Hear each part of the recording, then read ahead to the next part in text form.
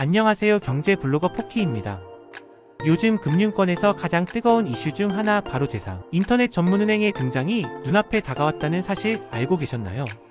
카카오뱅크, K뱅크, 토스뱅크에 이어 제사의 인터넷 전문은행이 탄생할지 많은 분들이 주목하고 계신데요.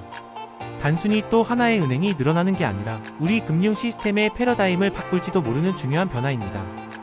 이 글에서는 제사 인터넷 전문은행의 필요성과 현재 진행 상황, 시중 금융사들의 적극적 참여 이유, 그리고 이전 인터넷은행 선정 과정에서 있었던 이슈와 논란까지 한눈에 살펴보겠습니다. 1. 인터넷 전문은행이란? 인터넷 전문은행은 물리적인 지점 없이 온라인과 모바일을 통해 금융 서비스를 제공하는 은행입니다. 고객은 스마트폰 하나만 있으면 예적금, 대출, 송금, 카드 신청까지 모든 은행 업무를 비대면으로 처리할 수 있죠. 2017년 출범한 K뱅크와 카카오뱅크가 그 시작이었고 2021년에는 토스뱅크가 뒤를 이었습니다. 2. 기존 인터넷 전문은행들의 성과와 한계. 이들 3사의 출범은 금융업계에 큰 반향을 일으켰습니다. 카카오뱅크는 2024년 기준 누적 계좌수 2천만 개를 돌파했고 토스뱅크는 혁신적인 UI와 간편한 서비스로 젊은 층의 지지를 얻었습니다. 하지만 그 성장 뒤에는 몇 가지 한계도 존재합니다. 가장 큰 비판 중 하나는 기존 은행과의 차별성이 점차 희미해졌다는 점입니다. 높은 금리, 간편, 송금 등의 장점이 있었지만 시간이 지나면서 시중은행들도 비슷한 서비스를 제공하게 되며 경쟁력은 약화되었습니다. 또한 중저신용자 대출 확대라는 인터넷은행의 원래 목적도 제대로 실현되지 못했다는 지적이 있습니다. 3. 제사 인터넷 전문은행 도입의 필요성. 이러한 배경 속에서 제사 인터넷 전문은행 도입 논의가 본격화되었습니다.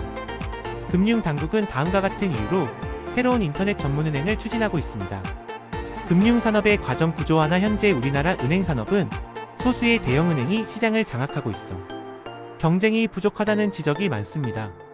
새로운 은행의 진입은 시장에 긴장감을 불어넣고 혁신을 유도할 수 있습니다.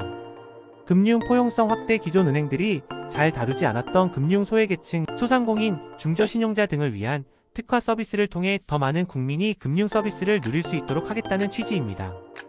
디지털 금융 혁신. 빠르게 변화하는 디지털 환경에 맞춰 기존 은행들과는 차별화된 새로운 비즈니스 모델을 기대하고 있습니다. 4. 왜 시중은행, 보험사, 증권사들이 적극적으로 뛰어드는가? 이번 제사 인터넷 전문은행 예비인가 신청에는 많은 금융사들이 적극적으로 참여했습니다. 그 이유는 다음과 같습니다. 디지털 전환 가속화. 전통 금융사들 역시 디지털 전환이 생존의 문제로 떠오르면서 인터넷 전문은행을 통해 새로운 채널을 확보하고 디지털 역량을 키우려 하고 있습니다.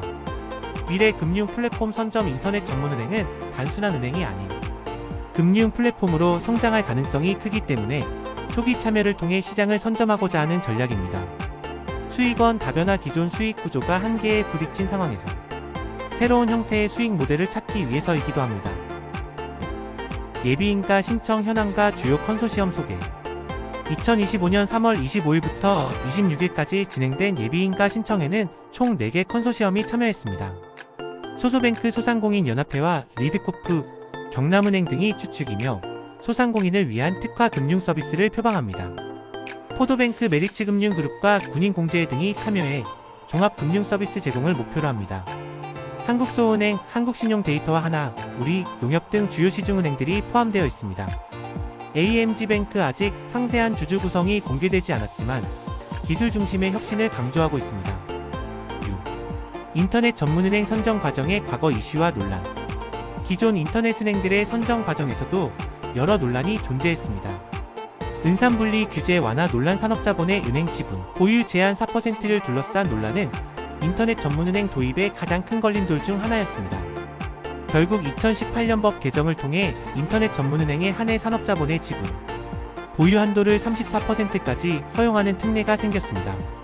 자본금 조달 문제. K뱅크는 유상증자에 실패하면서 운영에 어려움을 겪기도 했습니다. 특히 대주주 변경 과정에서 규제 충돌이 발생하며 한동안 영업이 제한된 바 있습니다. 토스뱅크 선정 당시 논란. 2019년 첫 도전에서 토스는 자본 조달, 계획 부족 등을 이유로 탈락했다가 이후 자본을 확충해 2020년에야 예비인가를 받았습니다. 당시 심사 기준의 일관성과 공정성에 대한 의문이 제기되기도 했습니다.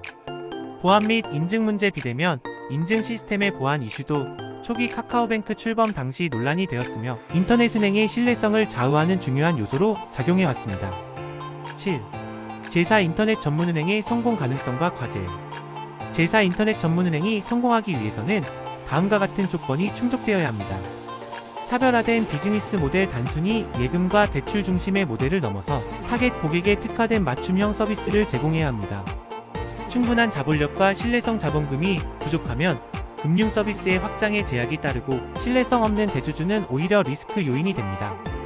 포용 금융 실현. 단순히 수익성 위주의 영업보다는 중저신용자와 소상공인을 위한 실질적 혜택을 제공하는 것이 핵심입니다. 8. 결론. 제4 인터넷 전문은행은 단순히 또 하나의 은행이 아니라 우리나라 금융 생태계의 구조와 방향을 바꿀 수 있는 중요한 변곡점입니다. 기존의 실패와 성공 경험을 바탕으로 이번에는 진짜로 금융 소외계층을 위한 그리고 디지털 혁신을 이끌어낼 수 있는 인터넷 전문은행이 탄생하길 기대해봅니다. 구독과 좋아요 부탁드리고 다음 영상에서 또 만나요.